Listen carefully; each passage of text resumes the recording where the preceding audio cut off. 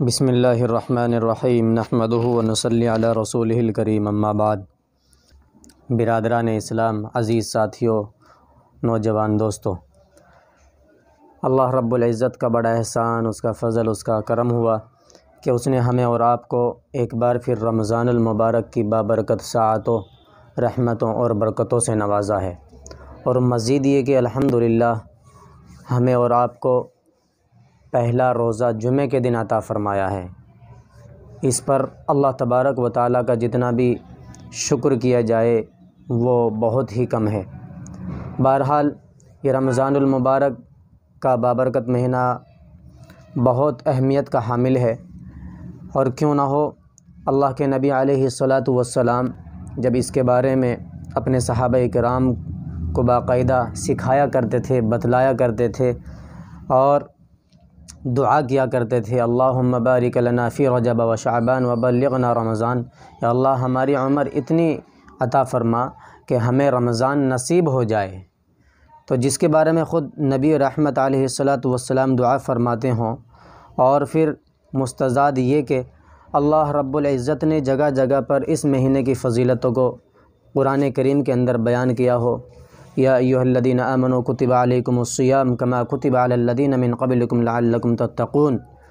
تاکہ تم متقی اور پرہیزگار بن جاؤ، اس وجہ سے تمہارے اوپر روزے فرض کیے گئے ہیں۔ دوسری جگہ اللہ فرماتا ہے ان تصوموا خیر لکم ان کنتم تعلمون، کہ لوگو تم روزے رکھو، یہ تمہارے لیے بہتر ہے اگر تم اس بات کو جانتے ہو۔ اللہ کے نبی علیہ الصلاۃ والسلام نے بھی مختلف احادیث میں اس مہینے کی فضیلت کو بار بار بیان کیا ہے۔ اپنے صحابہ کرام کو باقاعدہ ایک لمبا خطبہ ارشاد فرمایا تھا، جو غالباً حضرت سلمان فارسی رضی اللہ عنہ سے مروی ہے، کہ اللہ کے نبی ارشاد فرماتے ہیں، اے لوگو یہ صبر کا مہینہ ہے، اے لوگو یہ غمخواری کا مہینہ ہے، اے لوگو ان لوگوں کے ساتھ اچھی طرح رہنے کا مہینہ ہے، اے لوگو یہ ایسا مہینہ ہے کہ اگر تم نے اس کو صحیح طریقے سے گزار دیا تو اللہ تبارک و تعالیٰ تمہارے پورے سال کو صحیح طریقے سے گزارے گا۔ من سلم لہ رمضان سلمت لہ السنہ، جس کا رمضان صحیح سالم گزر گیا اس کا پورا سال صحیح سالم گزرے گا۔ تو یہ رمضان المبارک کی فضیلتیں ہیں، اس کی رحمتیں ہیں، اس کی برکتیں ہیں کہ اللہ نے ہم سب کو عنایت فرمائی ہیں۔ اس میں ہمیں اور آپ کو روزہ رکھنا ہے، روزہ کسی بھی حال میں نہیں چھوڑنا ہے۔ دوسرا اہم کام اس میں قرآن کریم کی تلاوت زیادہ سے زیادہ کرنی ہے، اور نفلی عبادات کا بھی اہتمام کرنا ہے۔ آپ چاہے کسی بھی مسجد میں کسی بھی مسجد کے پاس ہوں، جب بھی نماز کا وقت ہو جائے تو فرض نماز فوراً ادا کرنی ہے، اور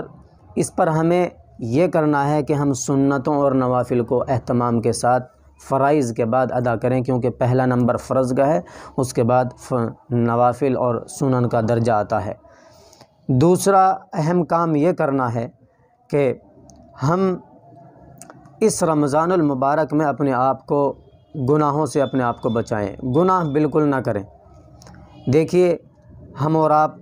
کھانے پینے اور دوسری چیزوں سے رکے ہوئے ہیں، کیوں؟ اس وجہ سے کہ اللہ نے ہمیں ان چیزوں سے رکنے کا حکم دیا ہے۔ حالانکہ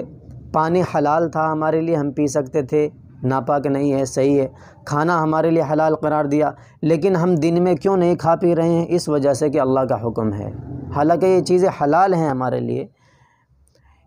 تو جب ہم نے اللہ کے کہنے سے حلال چیزوں کو چھوڑا ہوا ہے،